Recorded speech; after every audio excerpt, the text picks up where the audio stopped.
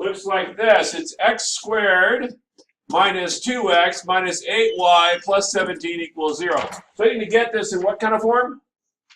Useful form, right? Which means I'm going to have to separate my x's and y's. I like where my y is. I'm going to move my x over to here. Is that okay with you? So I'm going to go negative 8y plus 17 equals negative x squared plus 2x. Agreed. You may disagree with any of that I've thus far done.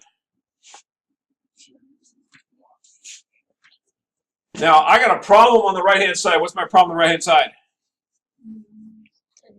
I want it to be written like this. The negative's a problem, but I want it written as something plus or minus something squared, right? What? Wait. How would I? We actually learned a tool for doing this. And I've foreshadowed you're going to do about 1,000 times this chapter. Yes, sir, what is it? We're going to complete the square. That's why I didn't make you learn it last chapter, because you're going to learn it this chapter. There's no doubt about it. Okay? So to complete the square, the first thing, I can't have anything in front of that negative. Sorry, for the x squared. So what do I do to get rid of that? Divide by negative. Divide by negative 1. So that's going to give me 8y minus 17 equals x squared minus 2x. Agreed? Yeah. Now, how do I figure out what goes here?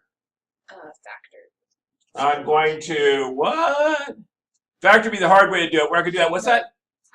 Half the middle term squared, right? So I'm going to add 1 to this side. What I do to this side, I have to do to the other side. So I'm going to add 1 over here. Agreed? Yeah. So now I'm going to get 8y minus 16 equals, what happens on the right-hand side? X minus 1. Remember that this is always going to be what it factors out to, because I'm setting it to do so, right? So this is going to be x minus 1 squared. So then you could do Now, pausing there a moment. Let's make sure everybody's here. Now, I can't have a number in front of that y. How do we get that number away from that y? I'm going to factor it out. So I'm going to take an 8 out of this. When I take out of this, I got to take out of this, correct? So I'm going to get 8 times y minus 2 equals x minus 1 squared. Agreed so far? But in order to be useful form, I have to turn it into a 4p. So what's p in this case? 2, right? Because 8 equals 4p. So p must equal 2. So this is going to be 4 times 2, y minus 2 equals x minus 1 squared. Look, I've turned this ugly thing into useful form. Yes, ma'am. So on the test, if we write 8 instead of 4 times 2, is that going to... The answer to the question is I'm probably going to let you get away with that. Okay. The good news for you, if you leave it as 4 times 2, I'm also going to allow that, because this is actually the form which is useful to us. So We're doing it. So either way is probably going to be okay. Probably the most likely scenario I'm going to... Now, I'll be frank with you. When I give you this, I'm going to ask you to graph it. Yeah. I'm not going to ask you for the step in between. I will see it in your work, though, probably, hopefully. Okay, so now I'm going to go ahead and shrink that a little bit so it's out of my way so I can get ready to do the part that we just talked about, which is graphing. So, Move it over here. Let's get out the graph paper. because it doesn't have a negative in it, like in front of the 4p, is it going to be... It's going to open up or down, so it's going to open the positive direction. So It's going to be positive above it or below it. Okay, so it's x squared y. So it's going to open left to right, right? Whoops. I need a color, I need a pen, color. It's going to open up or down. No. Open down. Did I say it wrong? Yeah. Okay. So it's going to open up or down. Okay, so I can locate the vertex. Where's the vertex?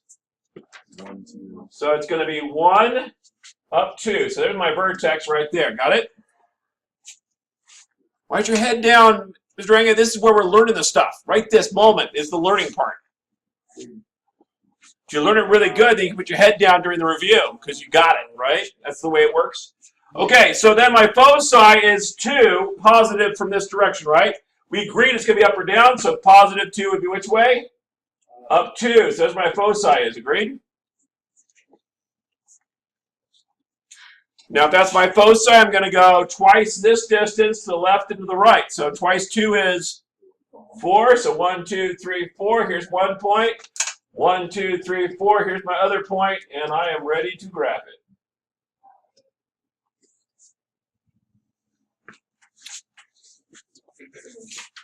How's that for fun?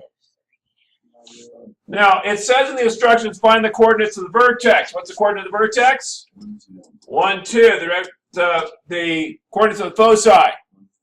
1, 4. They want to know the equations of the directrix, the axis of symmetry. I want you to cross those out. We're not going to bother with those. You supposed to learn those in Algebra 2? If you didn't, tough luck. We don't care. And then graph the equation, which we already did.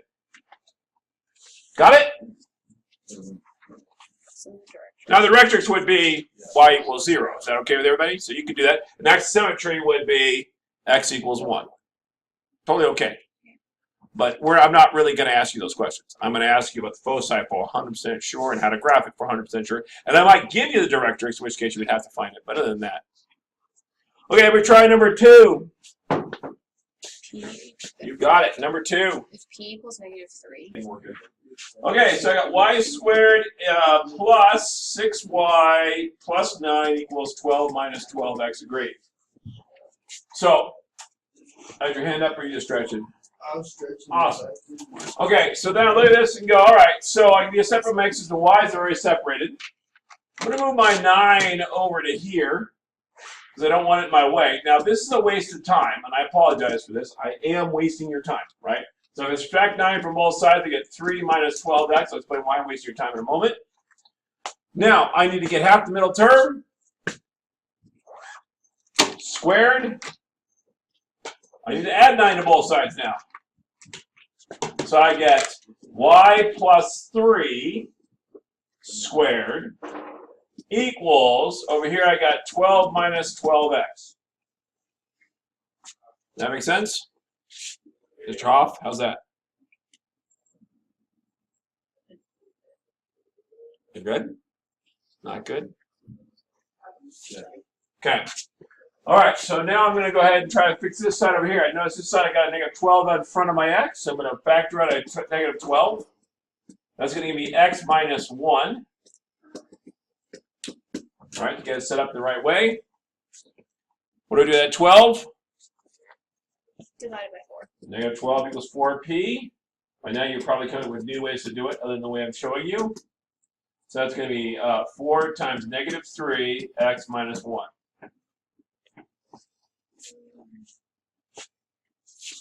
I'm getting this thing ready to graph. I go ahead and set up my graph paper, like so. My vertex is going to be at negative 3 and positive 1. So 1, negative 3. It's right here, right? That's my vertex. Is that right? And then now here's where things get tricky. It's y squared, right? So it's going to open this way or this way. So my foci is going to be either to the right or to the left. Since it says negative 3, I'm going to walk 3 to the left. There's my foci. Whoops, I don't think I have enough room. Give myself enough room. That's why our graph paper is like the x-axis. It's all right. We got this. We got this. We can fix this right now.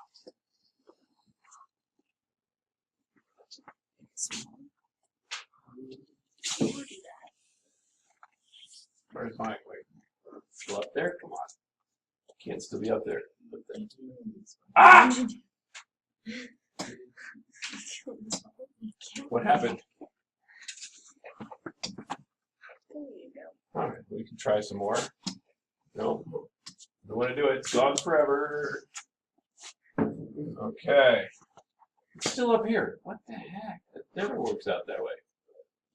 All right, whatever. Looks close enough to line up now. Okay, so now I'm going to go what? This is 3, so I'm going to go down 6.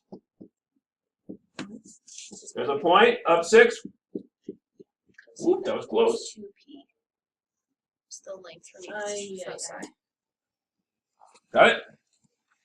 That's what it looked like. My foci was at, sorry, my vertex is at negative 1, sorry, positive 1.